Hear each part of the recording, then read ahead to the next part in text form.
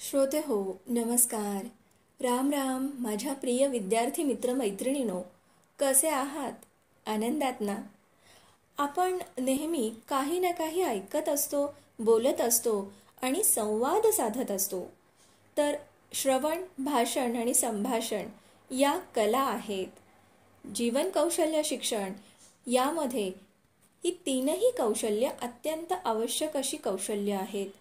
स्वयंविकासासाठी श्रवण, भाषण आणि संभाषण या तीनही कला कौशल्यांना आपल्याला जोपासावे लागणार आहे. त्याविषयी मार्गदर्शन करणारे डॉक्टर R.A. कुंभार यांनी लिहिलेले पुस्तक संवाद विद्यार्थी मित्रांशी यातील आज आपण ऐकणार आहोत दिवस 27वा श्रवण, भाषण, संभाषण कला जोपासा. सादर करीत आहे आपली अर्चनाताई. चला तर मग ऐकूयात. दिवस 27वा श्रवण, भाषण, संभाषण कला जोपासा. सर वर्गात आले. मुलांनो, आता मी काय करतोय? वर्गातून काही ठिकाणांहून उत्तर आले. बोलता आहात सर, तुम्ही बोलत आहात. आणि तुम्ही काय करताय? ऐकतोय. तुम्ही का ऐकताय? आता काय, तुम्ही बोलताय म्हणून आम्ही ऐकतोय. राजेंद्रच्या उत्तरावर सगळी हसली. म्हणजे ऐकण्याची इच्छा नसतानाही? सरांनी विचारलं. तसं नाही सर, आम्हाला ऐकावं वाटतंय म्हणून आम्ही ऐकतोय. सरांच्या चेहऱ्यावर प्रसन्नता दिसू लागली. त्यांनी विचारले, आपणाला कान किती? 2, मुलांनी उत्तर दिलं. आणि तोंड? 1. स्मित हास्य करीत सर म्हणाले, परमेश्वराने आपणास हे शरीर देताना त्याची निश्चित अशी काहीतरी योजना असली पाहिजे. ज्या अवयवाकडून खूप काही करून घ्यायचे आहे ते 2 मिळाले आहेत. 2 हात, 2 पाय, 2 डोळे आणि 2 कान. तोंडाने बोलायचे आहे आणि कानांनी ऐकायचे आहे. मग किती पट बोलले पाहिजे तर किती पट ऐकले पाहिजे? सांगू शकता तुम्ही? मुले एकमेकांकडे पाहू लागली. संगीताने हात वर केला. हां, सांगा. 1 पट बोलले तर 2 पट ऐकले पाहिजे. शाब्बास. म्हणजे समोरच्याला बोलू द्यावं.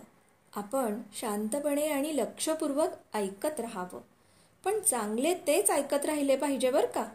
गांधीजींच्या 3 माकडांपैकी एक माकड कानावर हात ठेवून सांगते ना, बुरा मत सुनो. आपण ही वाईट ऐकायचे नाही. वर्गात तुम्ही चांगलेच ऐकता. शिक्षक तुम्हाला चांगलेच सांगतात. बहुतांशी वडीलधारी माणसे चांगलेच सांगतात. श्यामच्या आईने साने गुरुजी घडवले ना. जिजाबाईंनी छत्रपती शिवाजी महाराज घडवले की नाही? त्यांच्याकडून त्यांना लहानपणी चांगल्या गोष्टी ऐकावयास मिळाल्या. तसे जिथे काही चांगले ऐकावयास मिळेल अशा ठिकाणी आपण गेले पाहिजे. आपण हे सर्व जशी संधी आणि वेळ मिळेल तसे आवर्जून ऐकले पाहिजे. लक्षात ठेवा, एखाद्या नामवंत वक्त्याचे भाषण ऐकणे म्हणजे 4-5 पुस्तके वाचल्यासारखे आहे. सारिकाने विचारले, ते कसे काय सर? जनसमुदायापुढे दर्जेदार भाषण करणे ही तेवढी सोपी गोष्ट नाही मुलांनो. खूप तयारी करावी लागते. वक्ता त्या विषयांसंबंधी 4 पुस्तके वाचतो, त्यावर चिंतन करतो आणि आपल्या भाषणात त्याची सुसंगत मांडणी करतो. त्यासाठी त्यांना काही दिवस घालवावे लागतात. आपणाला मात्र 1-1.5 तासात त्याचे सार ऐकायला मिळते. मग सांगा, तुम्ही ती पुस्तके वाचलीत का? नाही. म्हणून म्हणतो, एक चांगले व्याख्यान ऐकणे म्हणजे 4-5 पुस्तके वाचण्यासारखे आहे. अलीकडे दुर्दैवाने माणसे ऐकत नाहीत. सभा समारंभात जमत नाहीत. ऐकण्याची इच्छाच नाहीशी होत चालली आहे. समाजाच्या अधपतनाचे ते एक कारण मी मानतो. ज्या समाजात माणसे बहुश्रुत आहेत तो समाज निश्चितच प्रगतीपथावर असतो. म्हणून आपणास अगोदर चांगला श्रोता बनलं पाहिजे. म्हणजे आम्ही सारखे ऐकतच राहायचे काय सर? नाही, दुसऱ्याचे खूप काही ऐकल्यानंतर आता माझेही कोणीतरी ऐकले पाहिजे अशी भूमिका असलीच पाहिजे. आपणाला बोलायचेही आहे, पण सुरुवातीला सांगितल्याप्रमाणे खूप ऐकायचे आहे आणि कमी बोलायचे आहे. विल्यम हॅझलिट हे लेखक तर शांतता ही संभाषणाची महान कला आहे असे म्हणतात. वि. स. खांडेकर म्हणतात, मूक उत्तरेच माणसांना अधिक बोलकी करतात. डॉक्टर झिवागो या कादंबरीत लेखक बोरिस पास्तरनाक म्हणतात, बोलणं चांदीसारखं असेल तर मौन सोन्यासारखं आहे. पण पहा, तेवढं काही मी तुम्हाला शांत रहा असे म्हणणार नाही. पण समजल्यानंतर बोलायचे आहे, म्हणजे आपले म्हणणे मांडायचे आहे, पटवून द्यायचे आहे.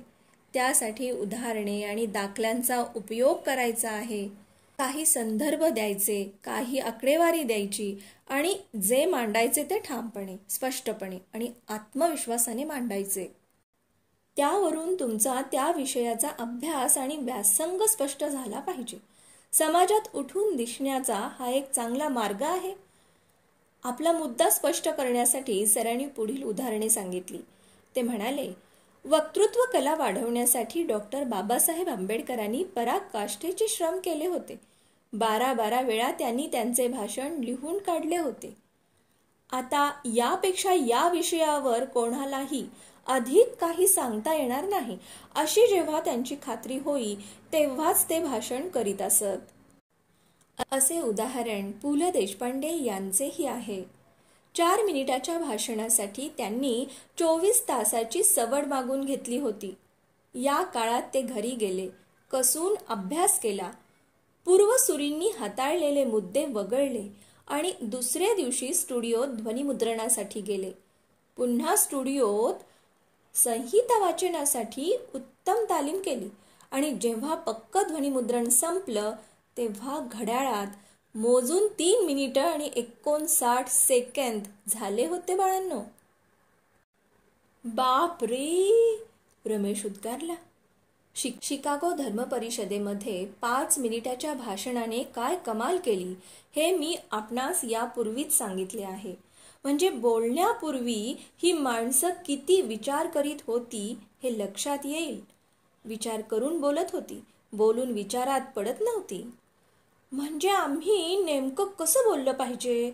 स्नेहाने आपल्या मनातील शंका विचारली.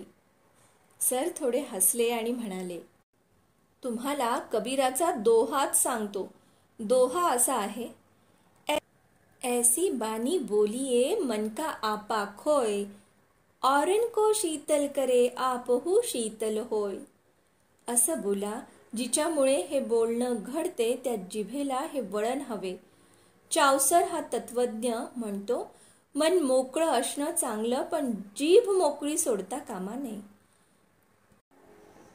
दी गॉस्पेल ऑफ थॉमस मध्ये असं म्हटलं आहे की what goes into your mouth will not defile you, rather it is what comes out of your mouth that can defile you. म्हणजे तुमच्या तोंडात काय जाते याच्यापेक्षा तुमच्या तोंडातून जे बाहेर येते ते तुम्हाला कलंकित करू शकते. मुले ऐकण्यात दंग होऊन गेली होती. सर पुढे बोलू लागले, आता या दोन्ही कृती एकत्र येतात त्याला संभाषण असे म्हणतात. म्हणजे एकाच वेळेला ऐकायचेही आहे आणि बोलायचेही आहे. दैनंदिन व्यवहारात असे प्रसंग नेहमीच येतात. यात चर्चा, गप्पा गोष्टी याही बाबी येतात. 2 किंवा अधिक माणसे एकत्र येतात आणि एखाद्या विषयावर बोलतात. आपण त्यात सहभागी व्हावे. येथेही आपला मुद्दा मांडण्याची आपणाला संधी येते. मात्र यावेळी कधीही आग्रही भूमिका मांडू नये. माझे तेच खरे असा पवित्रा असू नये. उलट खरे तेच माझे, माझ्या बोलण्यातील जे खरे असेल तेवढेच घ्या असे म्हणणे हे चांगले संभाषण आहे. मुलांनो, सरांच्या बोलण्यात गंभीरता जाणवू लागली. जसा हातातून सुटलेला बाण कधी परत घेता येत नाही, तसेच तोंडातून बाहेर पडलेला शब्दही परत घेता येत नाही. शब्दाने जग जिंकता येते. त्यासाठी माणसाला लाभलेले एक वरदान म्हणजे वाचा. माणसे जोडायची की तोडायची हे या वाचेवर अवलंबून असते. माणसे जोडायची असतील तर पुढील शब्द महत्त्वाचे समजावेत. डॉक्टर विठ्ठल प्रभू यांनी ते मानसिक या त्यांच्या लेखात सांगितले आहेत. 6 शब्द. माझी चूक झाली, मला मान्य आहे. 6 शब्द. कबुली. 5 शब्द. हे तू फार छान केलंस. कौतुक. 4 शब्द. तुझं मत काय आहे? दुसऱ्याच्या मताची दखल. 3 शब्द. मी पाठीशी आहे. आधार. 2 शब्द. आभारी आहे. कृतज्ञता. 1 शब्द. आम्ही. सहभाग. आणि कधीही वापरू नये असा एक शब्द. मी. अहंकार. किती साधे शब्द, पण केवढा मोठा अर्थ आहे त्यात. बाळांनो, गौतम बुद्ध यांनी दुःख दूर करण्याचा उपाय म्हणून अष्टांगिक मार्ग सांगितले. त्या 8 अंगांपैकी सम्मवाचा म्हणजे योग्य वाणी हे अंग होय. यात ते म्हणतात, विचारांच्या रक्षणासाठी भाषेची काळजी घेतली पाहिजे. निरर्थक शब्दांनी युक्त असलेल्या हजारो वचनांपेक्षा जे वचन ऐकल्यावर मनुष्य शांत होतो ते अर्थपूर्ण असे एक वचन श्रेष्ठ असते. वाणीची 4 दुश्चरिते आणि 4 सुचरिते असतात असे गौतम बुद्धांनी म्हटले आहे. बोलणे, चहाडी करणे, कठोर बोलणे आणि वायफळ बोलणे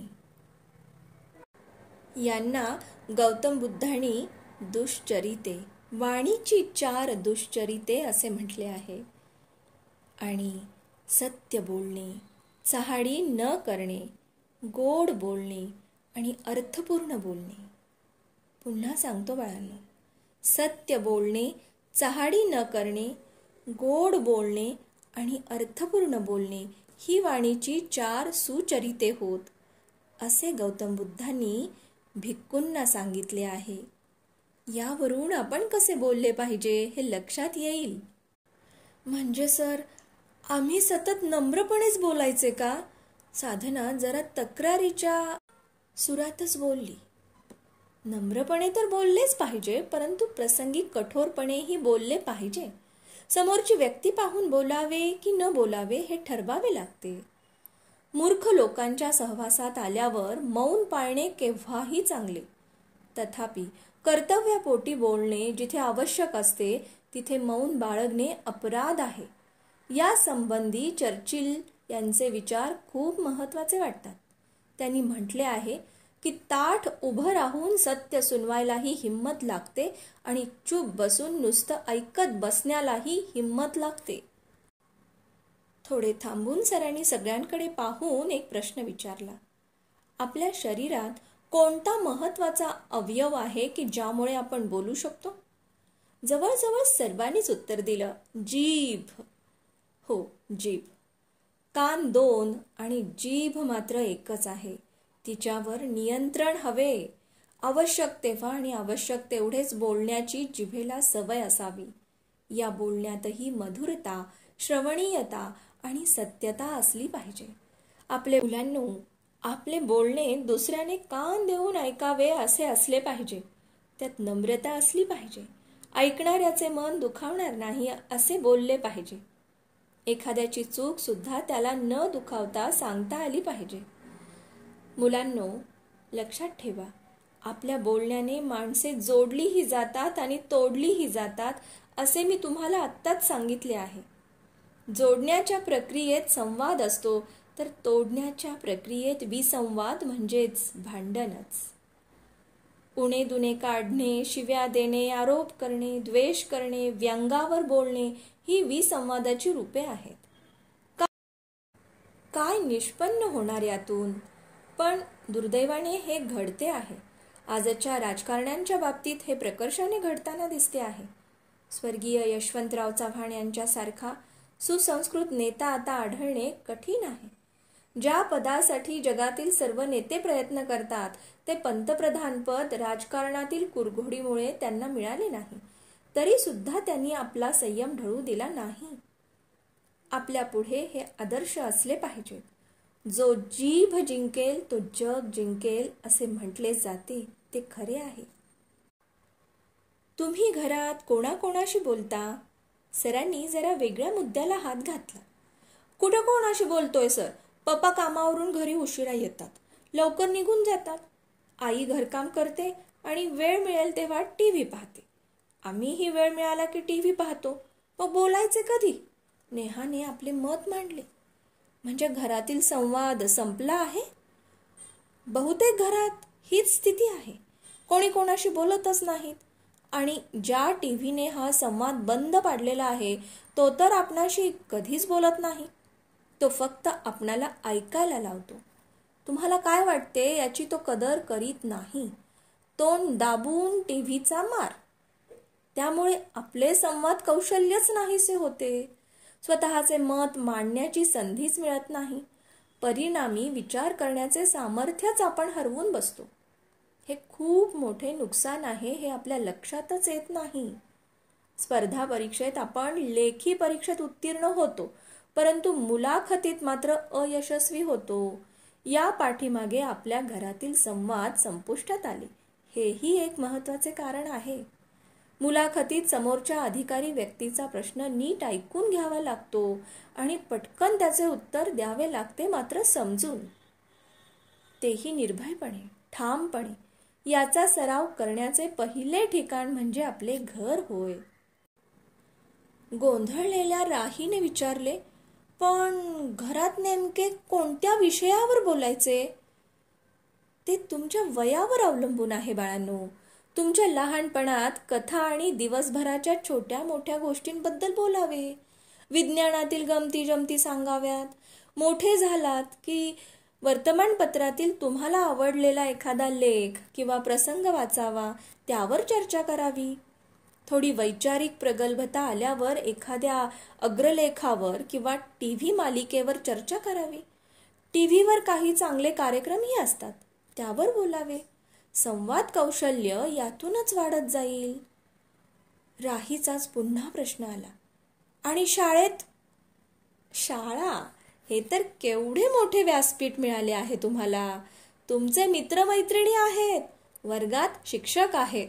आपले मत मांडण्यासाठी आणि मनातील शंकांचे निरसन करण्यासाठी हे तुम्हाला क्षेत्र उपलब्ध आहे. पण सर, सगळे भांडतात, रमेश मध्येच म्हणाला. म्हणजे मगाशी म्हणालो तो विसंवाद? आणि शिक्षक काही बोलूच देत नाहीत. रमेशच्या बोलण्यावर सगळे हसले. रमेशचे काही चूक नाही. शिकणे हे सुद्धा चर्चेतूनच व्हायला पाहिजे. संभाषण कला शिकण्यासाठी अध्यापनाचा उपयोग झाला पाहिजे. पण हे शिक्षकांवर अवलंबून आहे. शिक्षकांनी त्या माध्यमाचा उपयोग केला तर आपण स्वतःला सुदैवी समजूया. तथापि संभाषण हे घर आणि वर्गापुरते मर्यादित नाही. ते समाजात वावरताना सुद्धा आवश्यक असते. काही कामानिमित्त आपणाला ऑफिसमध्ये, बँकांमध्ये, दुकानात जावे लागते. आपल्याकडे जर उत्तम संभाषण कला असेल तर तेथील आपली कामे लवकर होतात. उर्मट बोलण्याने होण्यासारखे असणारे कामही होत नाही. फटकळ वाणी आणि तुसड्या स्वभावामुळे हुशार व्यक्ती समाजप्रिय होऊ शकत नाही. असं म्हटलं जातं की गाढवाने असा कोणता अपराध केला आहे की लोक त्याला हकलतात, आणि कोकिळने समाजावर असा कोणता उपकार केला आहे की लोकांना तो आवडतो. याचे उत्तर एकच आहे, वाणी. गाढवाचे ओरडणे कोणाला आवडते? कोकिळच्या कंठातून निघणारे सूर मात्र सर्वांनाच मोहित करतात. आपले बोलणे कोकिळसारखे असले पाहिजे. म्हणजे आपण नेमके कसे बोलले पाहिजे? सुप्रियाने विचारले. आपले बोलणे जेवढ्यास तेवढे असावे. अघळपघळ नको, विषय सोडून नकोच. ते सावकाश आणि मधुर असावे. सत्य बोलावे. कटू परंतु सत्य सांगायचे असले तरी ते शांतपणे सांगता येते. या संबंधीही असे म्हटले जाते की सत्य बोलावे, प्रिय बोलावे, सत्य परंतु अप्रिय असलेले बोलू नये. तसेच प्रिय परंतु खोटे बोलू नये हा बोलण्याबाबतीत सनातन नियम आहे. तसेच दुसऱ्याशी बोलताना मी हा शब्द सारखा सारखा वापरू नये. हे डॉक्टर विठ्ठल प्रभू यांनी आपणास सांगितलेच आहे. मी असा आहे, मी हे केलं आहे, या बोलण्यातून गर्व स्पष्ट होतो. तो टाळला पाहिजे. उलट समोरच्याला मान देऊन बोलावे. सामान्यपणे स्तुती सगळ्यांनाच आवडते, म्हणून आपण दुसऱ्याची स्तुती करावी, स्वतःची करू नये. आपली आपण करी स्तुती तो एक मूर्ख, असे समर्थ रामदासांनी म्हटलेच आहे. आपण काय आहोत हे लोकांना कळते. आपणहून सांगण्याची गरज नाही. स्वतः कमीपणा घ्या, दुसऱ्याला मोठेपणा द्या. यातच तुमचे मोठेपण आहे. एकदम मोठे कोणीच होत नाही. त्यासाठी जरा धीर धरा. विद्यार्थी मित्रमैत्रिणींनो, आपल्या लक्षात आलेच आहे की भांडणात बोलले जाणारे उर्मट शब्द, फटकळ वाणी, खोटे बोलणे हे सारे वाणीचे दोष आहेत. तर गोड बोलणे, सत्य बोलणे, प्रिय बोलणे, कोणाला न दुखावता सत्य बोलणे हे वाणीचे अलंकार आहेत, गुण आहेत.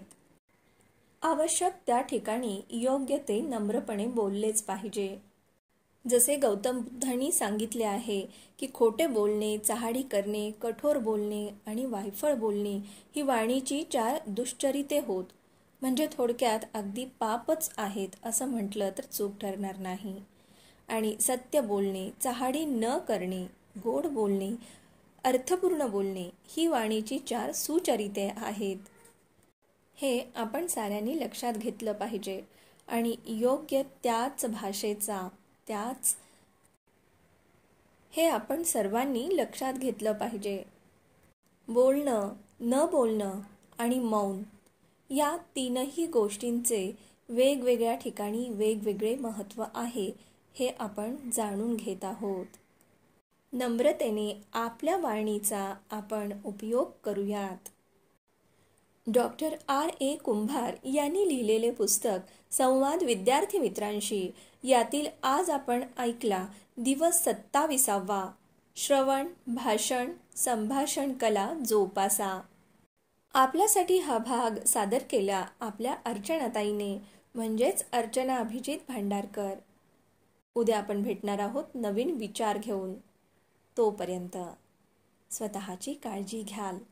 धन्यवाद. वंदे भारत, जोडो भारत.